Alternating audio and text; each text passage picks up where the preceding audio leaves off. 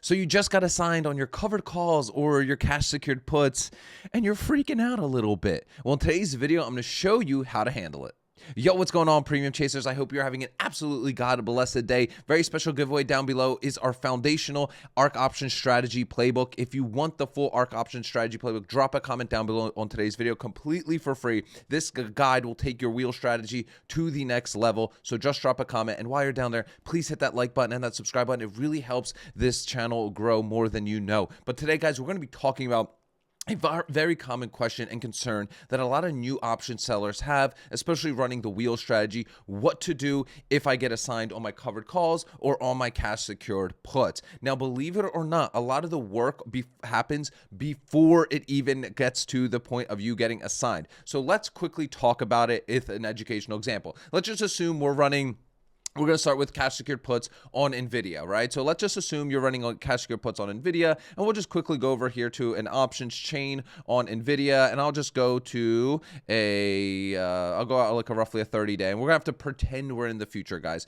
for the sake of this simplicity. So we'll just go out to January 16th, which is exactly 30 days away.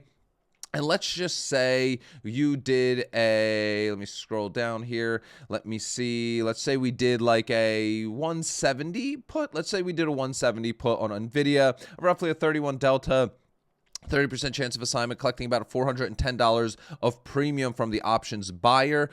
So 410, go toss this into the cash secured put calculator real quick, that we keep ourselves nice and organized. So $410, we're locking up $17,000 in collateral. And let me zoom in here so we can all see this, okay? So we get about a 2.41% return on our collateral on that, locking up $17,000, collecting 410. Obviously, results vary, not financial advice. These premiums are constantly changing. So first and foremost, right?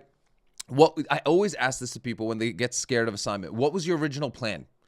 Like, guys, if you went in and you're just like, hey, I just went with what gave me the most premium, well, you're going to have a tougher time, right? What was your plan going in? Were you looking at your return on collateral, right? Or were you just chasing premium and for insane gains, right? You have to make sure you have a plan before you enter a trade, okay? Secondly, with cash secured puts, I was just talking to one of our students inside of OSS. I can't stress it enough. Close these damn things out as soon as you profit. Like, maybe not as soon, but usually I have my 50% rule, meaning that if I capture 50% of this premium, let's just say $200 for the sake of this example, within the first week, I will close this contract out. Right? Because number one, that will free up my collateral, right? So let me just show you guys this, right? I'll copy and paste this here, right? So if let's say I can pay $200 in like within a 7-day time frame, right? Or even if we say 10 days, let's just say 10 days, we'll keep this very simple. I only collect 200 premium because I'm closing out early, but I am able to, my expiration now is only 10 days, essentially. 10 days, it took me only 10 days, right? We could see what that does to our full annualized return here. Now, obviously, it's not actually what you're making annually. It's taking into consideration if I was able to do this trade 36 times through the year. Obviously, that's not realistic, but that's how I judge it. That's why I usually always follow the 50% rule for the first week. Now, with that said, right, you want to manage it as best you can. If you are working a full-time job, if you're not a trader, I'm definitely not. What you can do in your brokerage accounts, right, is you could do good till canceled orders. And I definitely recommend you going and exploring that option because, guys, we see big swings in the market constantly. And if you don't catch one, right, you may miss out on being able to close out your position early, right? And if that happens, you miss out on gains, and then you potentially have to get assigned. Now, I know today's video we're talking about what happens if we get assigned, but I want you to look at it as a learning lesson. Assignment isn't always a bad thing, guys. I get plenty of times I get assigned and I just do my covered calls. Not a problem with that, right? But with that said, if you can avoid assignment on the cash secured put front, I will oftentimes do that, okay? But with that said, if I can capture within, let's just say, the first week, 10 days roughly, and capture full premium, and I can free this collateral up, I will gladly do it. And I'm usually looking at what my annualized return is going to be, right? Now, for like this example, let's say I only collect, let's say, 300 premium, and let's say it's been like 27 days, right? like in this case, I wouldn't take this trade. I would let it go to expiration or as close to possible as at expiration. Maybe I close it out the day before. Most of my cash secured puts, I'm usually closing out, not letting them fully go to expiration because weird things can happen, as we have seen. But you can see my annualized return here is 24% compared to if I just let it go a little bit closer to that expiration date. So in this case, like I wouldn't take that trade, okay? So make sure you're managing your position. I think doing a good till cancel order for like a 50% for the first 10 days, then setting it to like a 70, 80% of premium captured, then closing it out is a really good practice to have, especially if you're not taking this like, you know, like a full-time thing. And I don't do this as a full-time thing. I don't want to be a full-time trader, but I definitely think having these fundamentals in place to be able to buy to close your positions out earlier is going to be a big help. Now, if you get assigned, let's say you did get assigned on NVIDIA here at $170 and NVIDIA is trading at like 165. What's the play? Well, number one, right? Obviously, we're now flipping to our call side, right? We're flipping to the call side. Now we're using our 100 shares as collateral, right? To say we're going to sell them on a certain price and a certain date. But oftentimes, and I'm comfortable admitting it, I've been in plenty positions where I can't even do covered calls, right? I can't even do the covered calls. And you really have two options here, okay? You really have two options here. Number one, you could be a little bit more risky. I'll talk about the risky part first. So let's just pretend like these numbers are all like, again, around that 170-ish mark, guys. Or actually, we'll just say you got assigned. Let's just say you got assigned at like 185 for this example. Let's say you own 100 shares of NVIDIA at 185, but the current price is 177. All right, makes sense? What you can do, and I know people in our community do this, I think it is an option, it's just riskier, right, is doing weeklies. All right, why would you do weeklies in this case? Well, what you could do is try to get as close to your strike price as possible. I mean, we're still collecting 100, which isn't even bad if we did 185 calls. That's not a, that's obviously the first thing you want to do. I'm not even going to cover that. I'm going to assume most of you know when you get assigned on your cash secured put to immediately go do covered calls if at the price you were assigned, if not more. So ideally, if I'm assigned at 185, I want to do like 187s, 190s, 195s, whatever. But the point I'm trying to make here is, what if you can't, right? So what I'm trying to do is get as close to my assigned share price as possible on a weekly basis, because usually in a week, we're less likely to see a massive move in the market. Now, you take that with a grain of salt. But so I would, like, for example, do the 182s, right? Like, let's say I did the 182s. Now, I would still get my shares would be working for about 9 days here. I would collect, let me close some, let me refresh here. I truly dislike Robinhood's dashboard. Let's just say we're going to do the 182s. We collect $185 of premium. Let's toss this into our covered call calculator right here. So we're collecting 185, right? We're collecting, whoops, I have a whole bunch of stuff in here now. Let me see.